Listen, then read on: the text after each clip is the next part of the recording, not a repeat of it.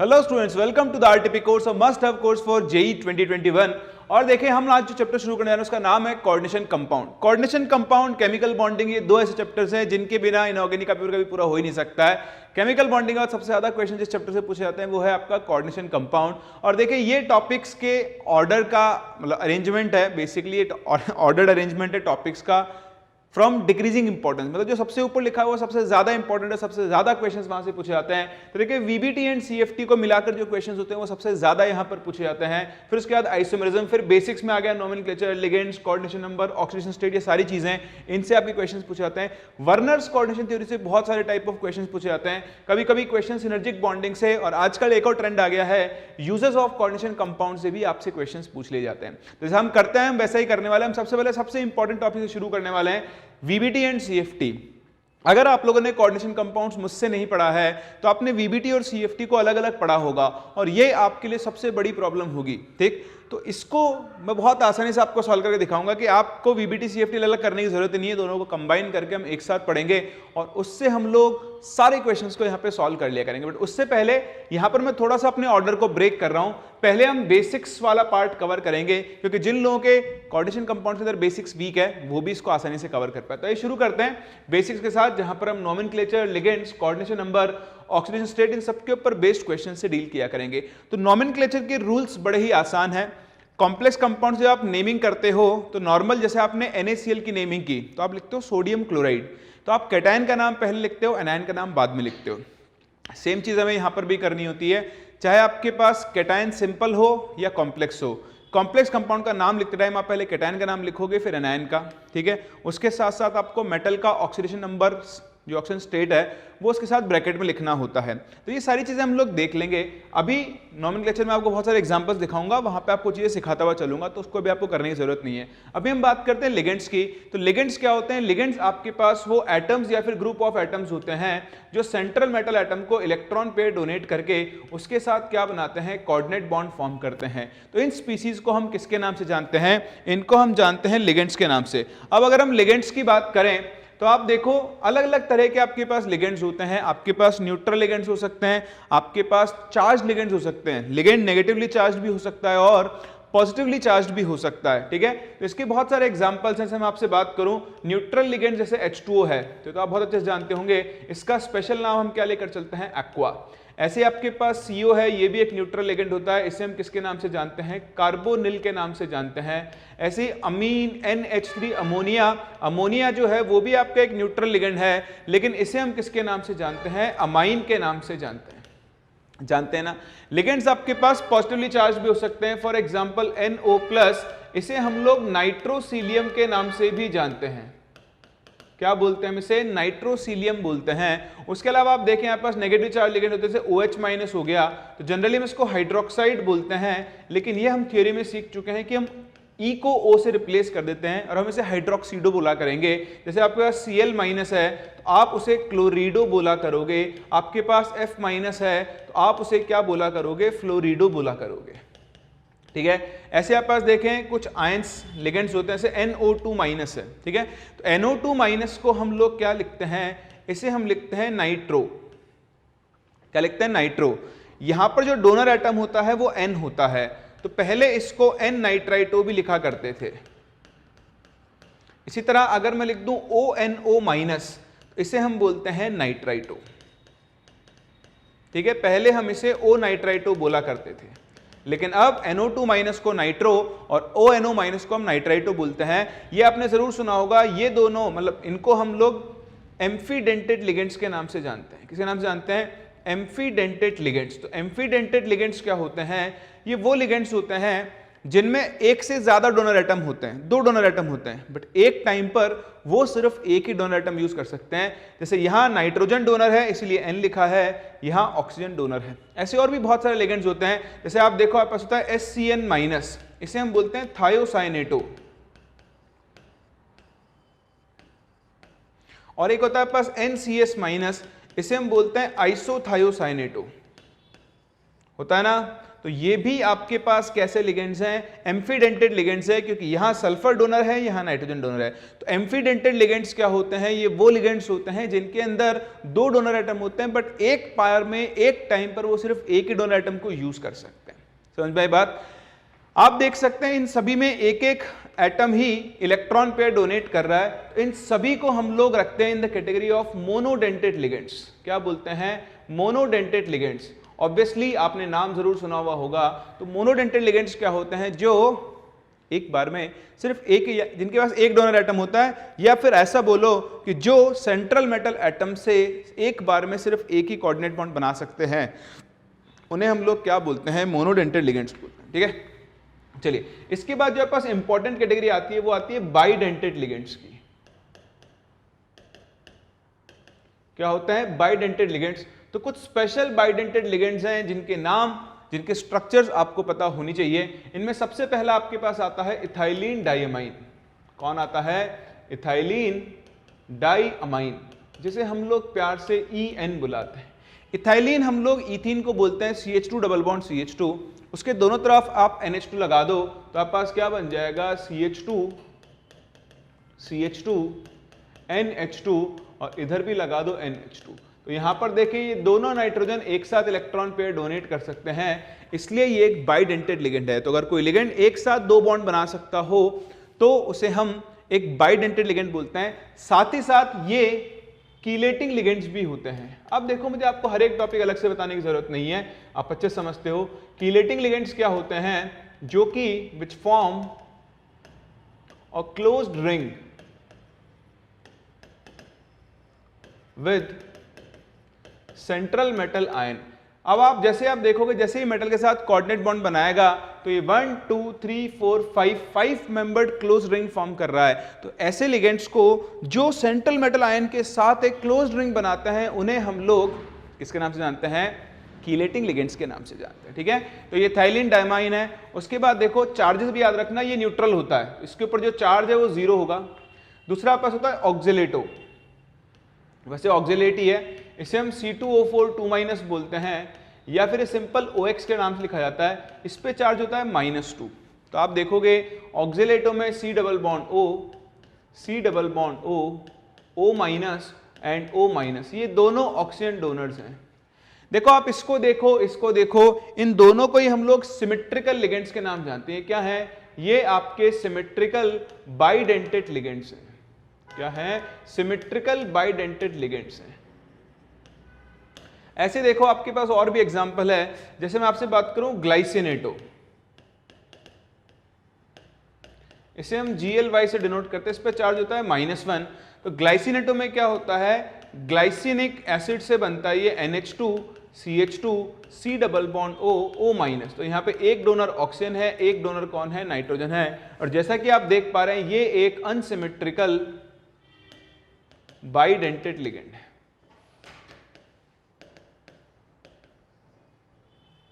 क्या है ये एक अनसिमेट्रिकल बाइडेंटेड लिगेंड है। तो बाइडेंटेड में सिमेट्रिकल अनसिमेट्रिकल दोनों तरह के लिगेंड्स हो सकते हैं, इनका आप जरूर ध्यान रखना। इसके अलावा आपके पास होता है एसिटिल एसिटेनोटो, एसिटिल एसिटोनेटो। इसमें आपके पास क्या होता है? दो एसिटिल ग्रुप होते हैं like this, CH3 C double bond O, ठीक, फिर बीच में यहां पे एक और कार्बन होगा C double bond O CH3। आप इसको ठीक से अगर अरेंज करो, इसको क्या हम दूसरी फॉर्म में लिखते हैं, तो ये O- यहां आएगा, डबल बॉन्ड इसमें यहां आता है और एक H यहां पे आता है। तो ये कॉन्जुगेशन में होता है, ये इधर शिफ्ट होकर इसको बना देगा। इसे हम लोग बोलते हैं एसिटिल एसिटेनेटो। और जैसा कि आपको दिख रहा है यहां पर ये दोनों ऑक्सीजन डोनर की तरह काम करते हैं। और ये आपके पास क्या होता है? ये आपके पास एक सिमेट्रिकल बाइडेंटेड लिगेंड होता है। जैसा आप देख पा रहे हो उसके ऊपर चार्ज कितना होता है? -1 होता है। क्या होता है? -1 होता है। एग्जैक्टली इसी तरह आपके पास एक और होता है डाइमिथाइल ग्लाइऑक्सीमेटो, डाइमिथाइल ग्लाइऑक्सीमेटो, जिसे हम लोग प्यार से DMG बुलाते हैं। इसमें क्या होता है? CH3 सिंगल बॉन्ड C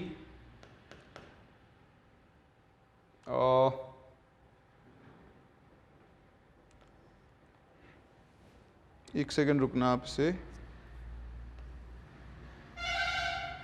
यहां पर क्या होता है देखो, ये CH3 सिंगल बॉन्ड C, एक दो double bond N, double bond N मत लो, सिंगल बॉन्ड लो, ठीक है। यहां पे आएगा N और एक तो आता है आपके पास O माइनस, ठीक है। और यहां पर double bond C exactly same group repeat होता है N, और एक होता है OH, लाइक दिस।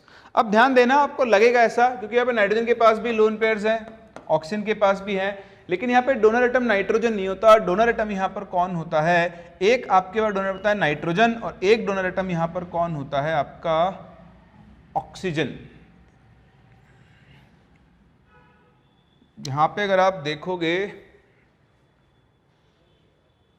ठीक है, दोनों ही डोनर एटम नाइट्रोजन होते हैं, सॉरी मैं गलत बोल गया हूं। तो यहाँ पे दोनों डोनर एटम क्या होते हैं आपके, नाइट्रोजन होते हैं, और ये जो दोनों ऑक्सीजन है ये हाइड्रोजन बॉन्डिंग के काम में आते हैं। देखें ये कॉम्प्लेक्स जो है ना, ये वाला लिगेंड, ये निकल के साथ एक कॉम्प्लेक्स बनाता है, इसका कलर होता है रोजी रेड। कौन सा कॉम्प्लेक्स होता है, रोजी रेड कलर का ये कॉम्प्लेक्स फॉर्म करता है। तो यहाँ पे ध्यान देना, दोनों जो डोनर एटम है वो नाइट्रोजन है, ऑक्सीजन यहाँ पे डोनर नहीं होता है, कुछ ऐसा अरेंजमेंट होता है Ni2+, ठीक है। यहां से नाइट्रोजन अपना इलेक्ट्रॉन पे डोनेट करता है, CH3 डबल बॉन्ड CH3 इधर, ठीक है। और जो आपका, सॉरी ये नाइट्रोजन हो गया, अब इसके साथ जो ऑक्सीजन जुड़ा हुआ होता है O- और इसके साथ जुड़ा हुआ होता है OH। ऐसे ही इधर से भी नाइट्रोजन डोनर होता है, इसका O- और इस वाले का OH, इनके बीच में क्या होती है, हाइड्रोजन बॉन्डिंग होती है। बाकी as it is same structure चलता है, इधर भी CH3 इधर भी CH3। तो ये एक रोजी रेड PPB बनता है NiDMg2 का, इसलिए आपको ये ध्यान रखना होता है। तो ये करेक्ट कर लेना, ऑक्सीजन नहीं, यहाँ पे कौन होते हैं, दोनों नाइट्रोजन डोनर होते हैं, मैं गलत बोल गया था, ऑक्सीजन नहीं, डोनर एटम कौन होगा, यहाँ पर नाइट्रोजन होगा। तो ये एक होता है पर डाइमिथाइल ग्लाइकोक्सीमेटो, जो जेईई में कभी कभी पूछ लिया जाता है, इसका भी आप ध्यान रखना। एक आपके पास लास्ट आता है डाइपिरिडिल, या बाइपिरिडिल भी लिख देते हैं इसको, कई बार डिपाई बोलते हैं, डिपाई। तो इसमें क्या होता है, पास दो पिरिडिल ग्रुप्स होते हैं जो आपस में क्या होते हैं, इस तरह से कनेक्टेड होते हैं। ऑल्दो ये आपके इतना काम नहीं आता है, बट स्टिल आपको ये पता होना चाहिए, ये आपके पास डाइपिरिडिल होता है, ठीक है। तो ये कुछ कॉमन बाइडेंटेड लिगेंड्स हैं जो आपके काम में आते रहेंगे। इसी तरह से आपके पास एक होता है हेक्साडेंटेड लिगेंड, जिसका नाम होता है EDTA, इसको आपको याद रखना है। इसे हम इथाइलिन डाइअमाइन टेट्रा एसीटेट भी बोलते हैं। एक्चुअली EDTA 4- होता है। तो देखिए इसमें इथाइलिन है, इथाइलिन ग्रुप हो गया CH2, फिर इथाइलिन के साथ डाइअमाइन है तो NH2। अब एक्चुअली NH2 में जो H होते हैं उनको रिप्लेस कर देते हैं एसीटेट ग्रुप से। सो CH2 C double bond O, यहां पर क्या आ जाएगा, CH2 C double bond O, यहां पर भी N के साथ क्या जुड़ जाएगा, CH2 C double bond O, और यहां पर भी CH2 C double bond O, ठीक है। अब यहां पर ये ऑक्सीजन भी डोनर है और ये नाइट्रोजन भी डोनर है, तो ये 6 बॉन्ड एक साथ बना सकता है, ठीक है। इसलिए जब ये बात करते हैं, अकेला EDTA 6 कोऑर्डिनेशन नंबर को सेटिस्फाई कर सकता है। EDTA कीलेटिंग लिगेंड भी है, और जो नंबर ऑफ रिंग्स ये फॉर्म करेगा, ये कीलेटिंग लिगेंड है।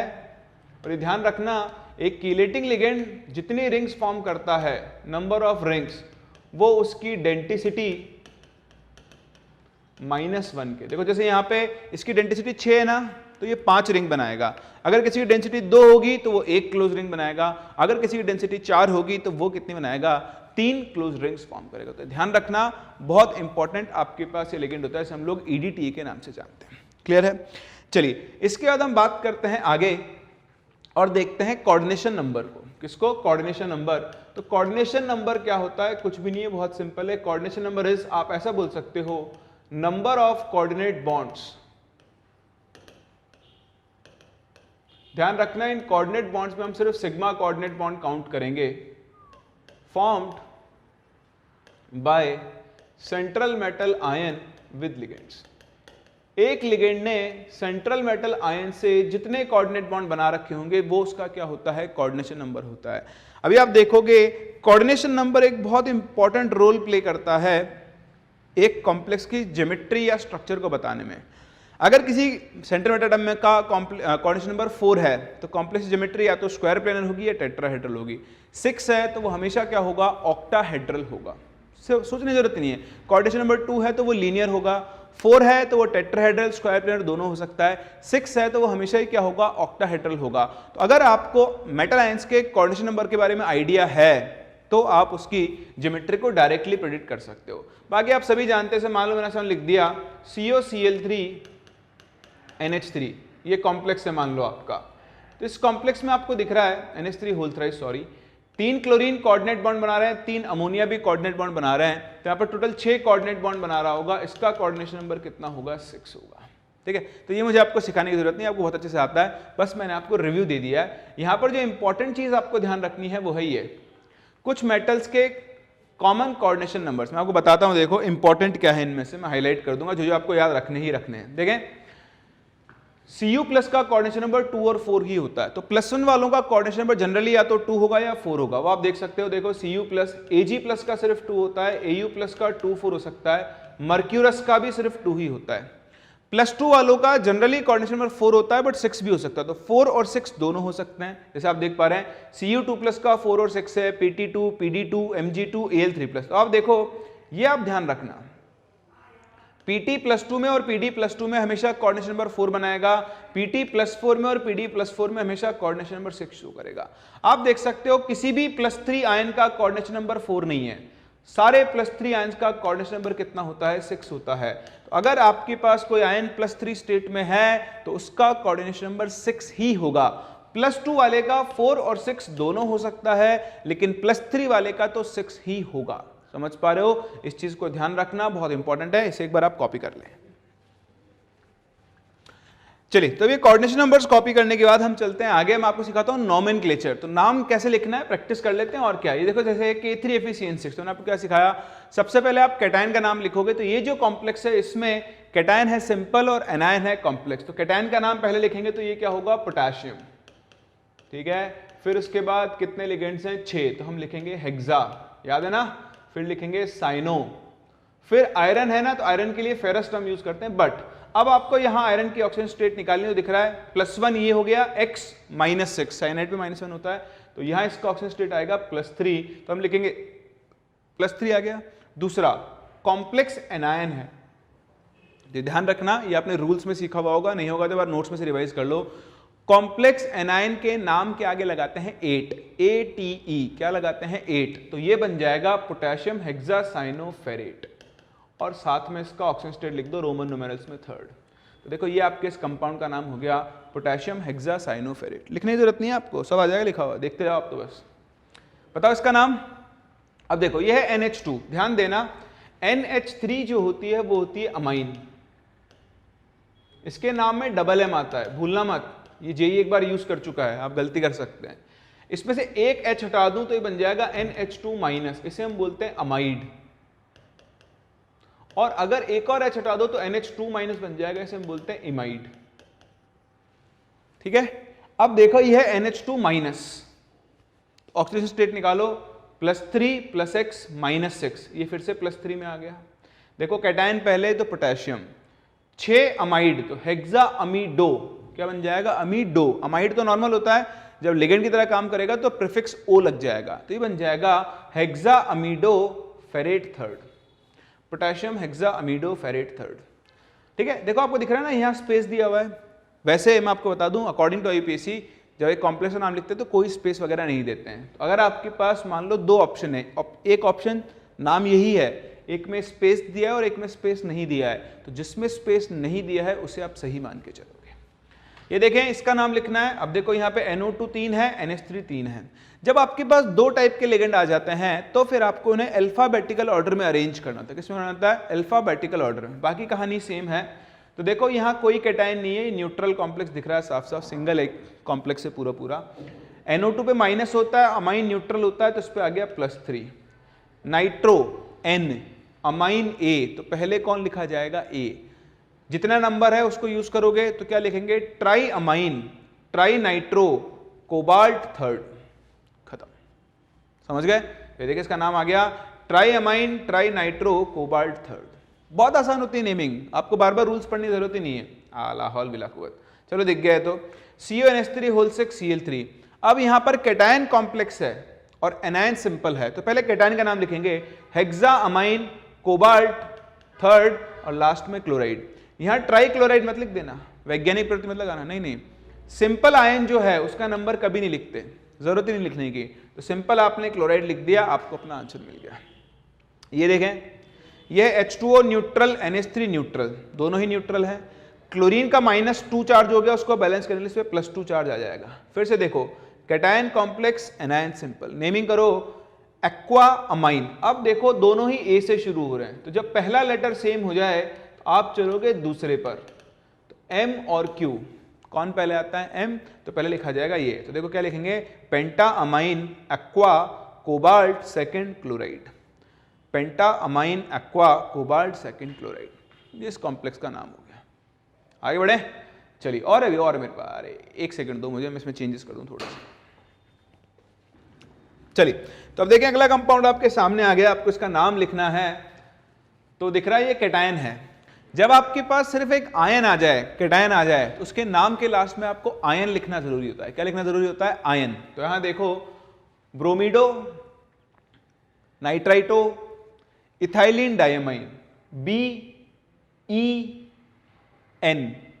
सबसे पहले आएगा ये। तो स्टार्ट करेंगे नाम लिखना। अच्छा, ऑक्सीजन स्टेट निकालो, ये -1, ये -1, ये +1, कोबाल्ट आ गया +3 में।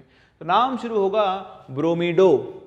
अब यह है इथाइलिन डायमाइन। तो नया एक रूल आपको याद होगा अच्छे से कि अगर आपके पास किसी लिगेंड के अंदर या किसी लिगेंड के नाम में पहले से ही बाई, डाई, ट्राई, टेट्रा है, तो उसके लिए हम लोग बेस, ट्रिस और टेट्रा किस यूज करते हैं। इसमें आप ध्यान रखना, जो आपका ऑक्सिलेट होता है, ऑक्सिलेट में कहीं पर भी बाई, डाई, ट्राई नहीं होता, लेकिन इसके लिए हम लोग बेस, ट्रिस एंड टेट्रा किस यूज करते हैं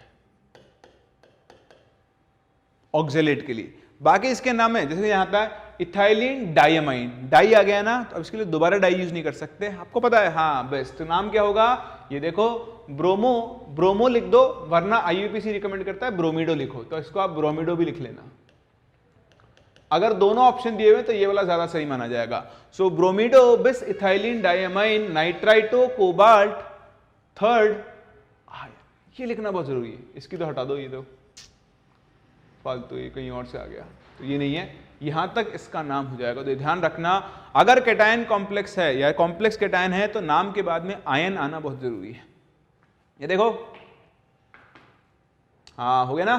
देखो ये होता है -1, ये -2, बैलेंस करने टोटल हो गया +3। पेंटा अमाइन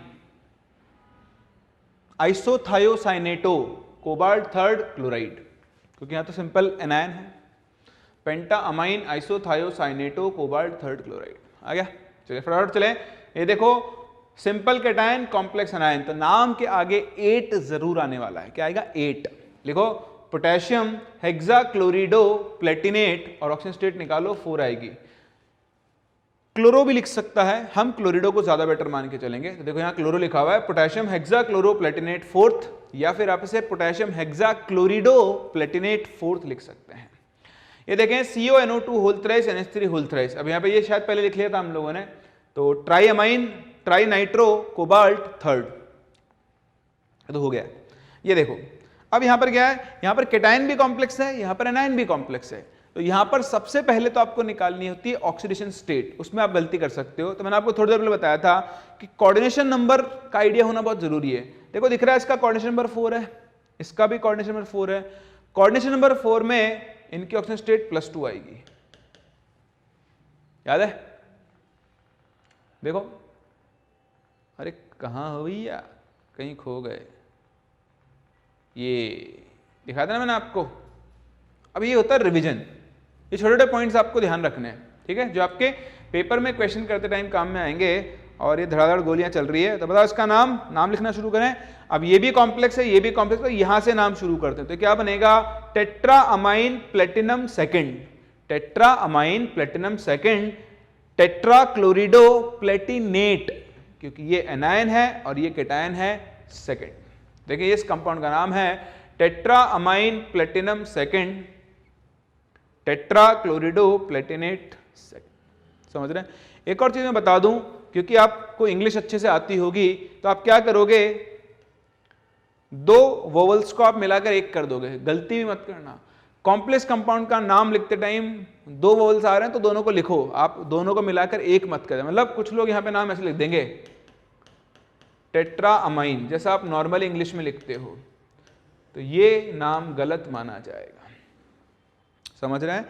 तो रिवीजन करना है, क्वेश्चन करो, वेरिएशन आएंगे, आप अपने आप रूल रिकॉल करोगे। अगर आपको कोई रूल नहीं आता है तो अब आप अपने नोट से एक बार देख सकते हो, ठीक है ना। चलिए तो आगे बढ़ें, ये देखें इसका नाम लिखना है। फिर से देखो, कॉम्प्लेक्स केटायन है, सिंपल एनायन है, ClEn इथाइलिन डायमाइन, तो देखो 2 है, इसका नाम है, हाँ ये आएगा बिस, तो क्या बन जाएगा? बिस इथाइलिन डायमाइन डाइक्लोरो कोबाल्ट या डाइक्लोरिडो कोबाल्ट। इस 2 का कोई मतलब नहीं है, ये 2 तो ऑक्सीडेशन नंबर निकालने के काम में आएगा। देखो इस पे चार्ज है -2, इसके 2 यूनिट पे मिलाकर चार्ज आ जाएगा +2, दिख रहा है आपको? अब निकाल लो, क्लोरीन पे होता है -2, तो 2 पर +2 तो 1 यूनिट पे +1 होगा, तो यहां कोबाल्ट आ गया +3 स्टेट। ऐसे कर सकते हो, ऐसे नहीं करना चाहते कोई बात नहीं, नॉर्मल लिख लो। मान लो कोबाल्ट का है X, तो X प्लस क्लोरीन का हो गया -2, ये न्यूट्रल है, इंटू 2 पूरे पर, -2 = 0। तो देखो इधर गया, x - 2 की वैल्यू 1 आ गई, x की वैल्यू कितनी आ गई? 3। तो कोबाल्ट है +3 स्टेट में। अब लिख दो नाम, बिस ethylene diamine dichloro cobalt 3rd sulphate. हो गया? सॉरी मैं उल्टा बोल गया, क्लोरो पहले आएगा, डाइक्लोरो बिस इथाइलिन डायमाइन, अल्फाबेटिकल ऑर्डर। ये देखें, अब तो आप कर लो इसकी नेमिंग, ये क्या बन गया? Hexa aqua chromium 3rd chloride, खत्म। ये देखें, ये बहुत सारे आ गए, तो बहुत सारे आ गए, तो अल्फाबेटिकल ऑर्डर देख लो, ये एक्वा A, ये ब्रोमिडो B और ये अमाइन A, Q और M ये पहले आएगा। सो tetra amine aqua bromido cobalt, देखो NO3 माइनस होता है, बाकी सारे न्यूट्रल है, इस पे -1 होता है, -1 -2 इस पे आएगा +3। So tetra amine aqua bromido cobalt 3rd nitrate, खत्म। ये देखो 3 ही है ना, हाँ ट्रिस आ जाएगा, तो tris ethylene cobalt 3rd chloride, क्योंकि ये न्यूट्रल है, -3 के लिए इस पे आएगा +3। तो ऑक्सीडेशन नंबर निकालना आपको ठीक से आना चाहिए, नाम लिखना आपको उससे भी ज्यादा ठीक से आना चाहिए। ये देखें, ये कौन है? ऑक्जेलेट। मैंने आपको बताया था ऑक्जेलेट के लिए भी हम डाई यूज नहीं करेंगे, बिस ट्रिस टेट्रा के यूज करेंगे। तो देखो sodium tris oxalato ferret 3rd, ये बहुत इंपॉर्टेंट है, इसको हाईलाइट कर लो इस साल के लिए। ऑक्जेलेट का केस कभी नहीं पूछा गया, और ये ध्यान रखना, ऑक्जेलेट के नाम में डाई ट्राई नहीं आता है, लेकिन उसके लिए हम लोग 2 के लिए, 2 के लिए बिस, 3 के लिए ट्रिस और 4 के लिए टेट्रा किस यूज करेंगे। तो बस ये होता है नोमेनक्लेचर। अब आपको एक बार अपने नोट्स से रूल्स पढ़ने हैं और फिर क्वेश्चन से क्वेश्चंस करने हैं, ठीक है। चलिए